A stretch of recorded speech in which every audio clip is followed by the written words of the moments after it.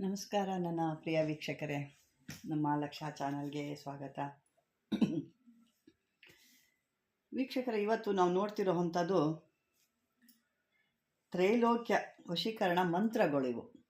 ನೀವು ಇದನ್ನು ಬರೆದೇ ಇಟ್ಕೊಂಡು ಅಥವಾ ಅದನ್ನು ಒಂದು ಡೈರಿಲಿ ನೀವು ಇದನ್ನು ರೆಡಿ ಮಾಡಿ ನೀವು ಬರೆದು ಇಟ್ಕೊಂಡ್ರೆ ಮುಂದಕ್ಕೆ ನಿಮಗೆ ಬೇಕಾದ ಕೆಲವೊಂದು ಮಂತ್ರಗಳು, ವಶೀಕರಣಕ್ಕೆ ಬೇಕಾಗೋ ಮಂತ್ರಗಳು ಸಿಕ್ಕಿಲ್ಲ ಅಂದಾಗ ಇದನ್ನು ನೀವು ಬಳಸ್ಕೋಬೋದು.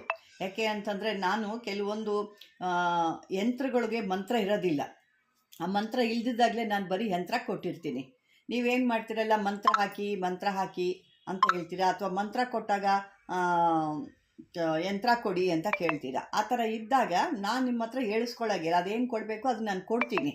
ಅದನ್ನು ಮುಚ್ಚಿಕ್ಕೋದು ಆಗಲಿ ಇನ್ನೂ ತೆಗ್ದಿಕ್ಕೋದು ಆಗಲಿ ಅದೆಲ್ಲ ಏನೂ ಮಾಡಲಿಕ್ಕಾಗಲ್ಲ. ಆ ರೀತಿ ಅರ್ಧ ಬರ್ಧ ವಿದ್ಯೆ ಕೊಟ್ಟು ನರ್ಕಕ್ಕೆ ಹೋಗೋಕ್ಕೆ ನಮಗೂ ಇಷ್ಟ ಇಲ್ಲ. ಇಷ್ಟೇ ವಿದ್ಯೆ ಕೊಡ್ತಾ ಇದ್ದೀವಿ ಅನ್ನೋದಿದ್ದರೆ ಅದನ್ನು ಅರ್ಧ ಕೊಟ್ಟು ಅರ್ಧ ಮುಚ್ಚಿಕ್ಕೋ ಅಂತಲ್ಲಿ ಏನು ಲಾಭ ಇದೆ ಅಂತ ನನಗೆ ಗೊತ್ತಿಲ್ಲ. ಅದು ಯಾರಿಗಾರ ಆ ಥರ ಇದ್ದರೆ ಅದು ಇರ್ಬೋದೇನೋ. ಅದರಲ್ಲಿ ನನ್ನಲ್ಲಿ ಆ ಥರದ್ದಿಲ್ಲ. ನಾನು ಏನಿದ್ರು ಪೂರ್ತಿಯಾಗಿ ಕೊಡ್ತಾ ಇದ್ದೀನಿ. ಅದು ಕೆಲವು ಮಂತ್ರಗಳು ಇರ್ತವೆ, ಅದು ಜಾಯಿನ್ ಆಗಿರುತ್ತೆ ಅನ್ನೋ ಉದ್ದೇಶಕ್ಕೆ ಅದನ್ನು ಮರೆ ಮಾಡಿರ್ತೀನಿ ಹೊರತು ಅರ್ಧ ಬರ್ಧ ಯಾವುದೇ ರೀತಿ ನಾನು ಕೊಟ್ಟಿರೋದಿಲ್ಲ. ಯಾಕೆ ಅಂತಂದರೆ ಪ್ರಪಂಚದಲ್ಲಿ ಕೆಟ್ಟ ಮಕ್ಕಳಿರ್ತಾರೆ ಹೊರತು ಕೆಟ್ಟ ತಾಯಿ ಇರಲ್ಲ. ಅದೇ ರೀತಿ ಕೆಟ್ಟ ಗುರುಗಳು ಒಳ್ಳೆಯವರು ಇರ್ತಾರೆ ಹೊರತು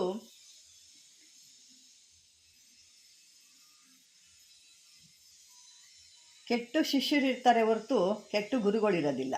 ಇದನ್ನು ನೀವು ಅರ್ಥ ಮಾಡಿಕೊಂಡ್ರೆ ಯಾರಿಗಾದ್ರೂ ನಾವು ಏನಾದ್ರು ಮಾತಾಡಬೇಕಾದ್ರೆ ಅದನ್ನು ಯೋಚನೆ ಮಾಡಿ ಮಾತಾಡ್ಬೋದಾಗುತ್ತೆ. ಇರಲಿ, ಈಗ ಇದನ್ನು ನಾನು ಆ ಥರ ಏನಾದ್ರು ಇದ್ದಾಗ ಎರಡನ್ನೂ ಕೊಡ್ತೀನಿ. ಅದನ್ನು ನೀವು ಮನಸ್ಸಲ್ಲಿ ಇಟ್ಕೊಳ್ಳಿ.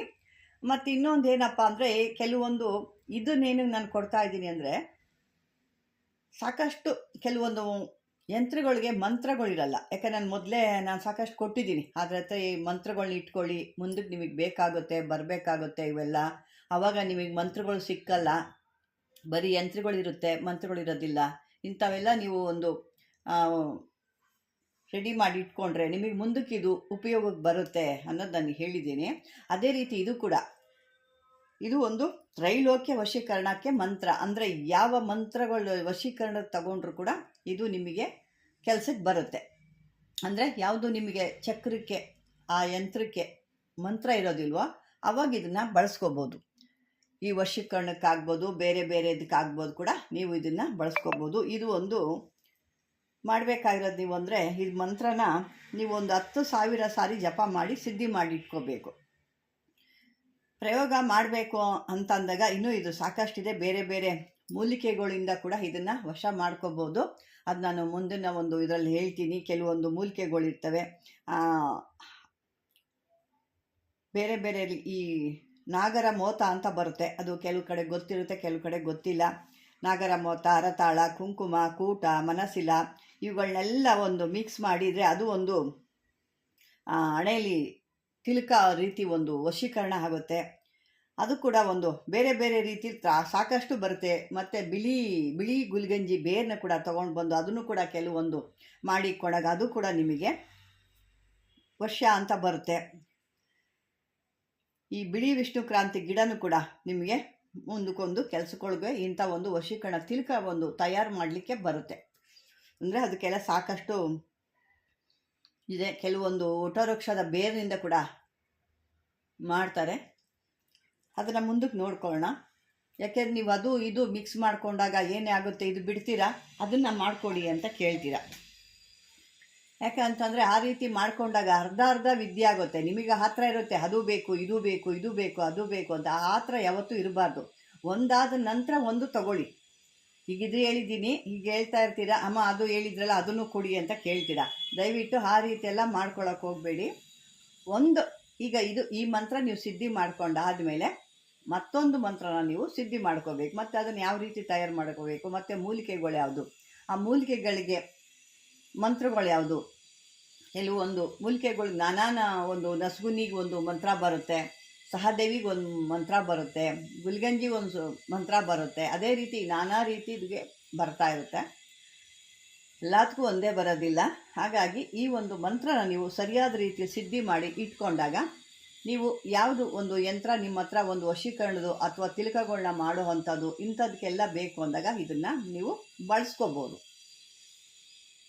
ಯಾಕಂದ್ರೆ ನಾನು ಹೇಳ್ತಾನೆ ಇರ್ತೀನಿ, ಸಾಕಷ್ಟು ಇದೇ ರೀತಿ ನಿಮಗೆ ಯಂತ್ರಗಳು ಇಲ್ದಿರೋ ಅಂಥ ಮಂತ್ರಗಳನ್ನೇ ಕೊಟ್ಟಿದ್ದೀನಿ ನಾನು. ಆ ಮಂತ್ರಗಳೆಲ್ಲ ಒಂದು ಡೈರಿಲಿ ನೀವು ಬರೆದಿಟ್ಕೊಳ್ಳಿ. ಮುಂದಕ್ಕೆ ಈ ಥರ ಇಲ್ದಿದ್ದಾಗ ಅವನ್ನ ನೀವು ಬಳಸ್ಕೊಂಡಾಗ ಸಿಗುತ್ತೆ. ಯಾಕೆಂದರೆ ಯಾವುದೂ ಮಂತ್ರ ಯಂತ್ರ ಒಟ್ಟಿಗೆ ಸಿಕ್ಕಲ್ಲ, ಕೆಲವೊಂದು ಸಿಗುತ್ತೆ, ಕೆಲವೊಂದು ಸಿಕ್ಕೋದಿಲ್ಲ.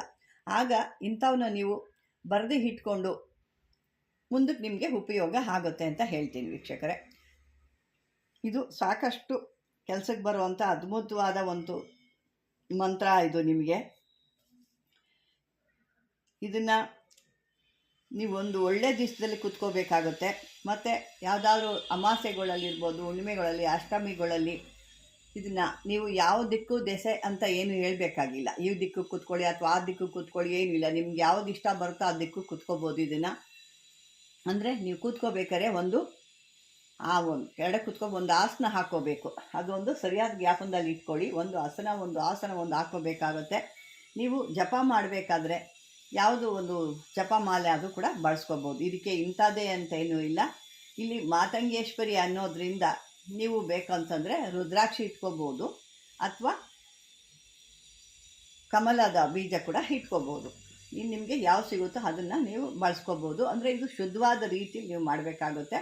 ಇದನ್ನು ಸಿದ್ಧಿ ಮಾಡಿ 10,000 ಸಾರಿ ಜಪ ಮಾಡಿ ಸಿದ್ಧಿ ಇಟ್ಕೊಂಡ್ರೆ ಪ್ರಯೋಗ ಮಾಡೋ ಟೈಮಲ್ಲಿ ಇದನ್ನು 108 ಸಾರಿ ಇದನ್ನು ಹೇಳಿದ್ರೆ ಸಾಕು. ಇದನ್ನು ವೀಕ್ಷಕರೇ ಅರ್ಥ ಆಗಿದೆ ಅಂದ್ಕೊಂಡಿದ್ದೀನಿ. ಯಾಕೆ ಅಂತಂದರೆ ಕೆಲವ್ರಿಗೆ ಇದು ಅರ್ಥ ಆಗೋದಿಲ್ಲ. ಹಾಗಾಗಿ ನಾನು ಸ್ವಲ್ಪ ಅದನ್ನು ಬಿಡಿಸಿ ಹೇಳ್ತಾ ಇದ್ದೀನಿ ಅಂತ ಹೇಳ್ತಾ, ಈ ಒಂದು ವಿಡಿಯೋ ನಿಮ್ಗೆ ಇಷ್ಟವಾಗಿರೋ ಲೈಕ್ ಮಾಡಿ, ಶೇರ್ ಮಾಡಿ, ಸಬ್ಸ್ಕ್ರೈಬರ್ ಮಾಡ್ಕೊಳ್ಳಿ.